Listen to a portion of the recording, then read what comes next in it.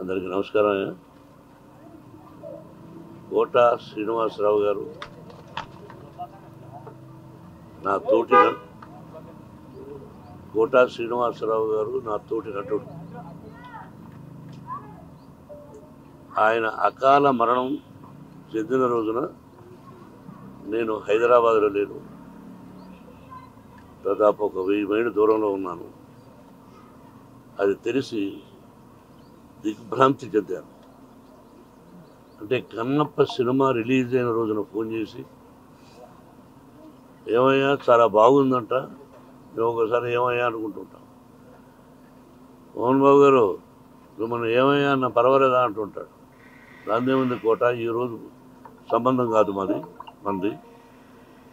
బిడ్డకు మంచి పేరు వచ్చింది, నీ ఆశీస్సులు, నువ్వు చూద్దు అయ్యే సినిమాను కూడా చెప్పాను. ఆ తర్వాత ఈ సంఘటన జరిగింది. మా ఇద్దరిది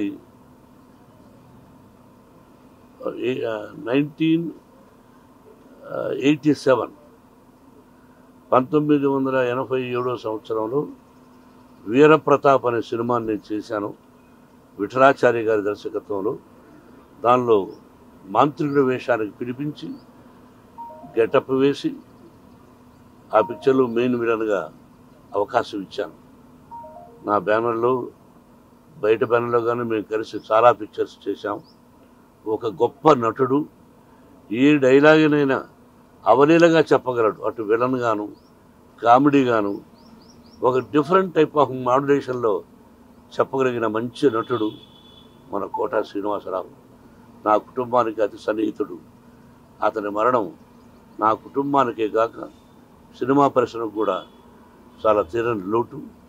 వారి ఆత్మకు శాంతి, వారి కుటుంబానికి మనశ్శాంతి కలగాలని కోరుకుంటున్నాను. Thank you.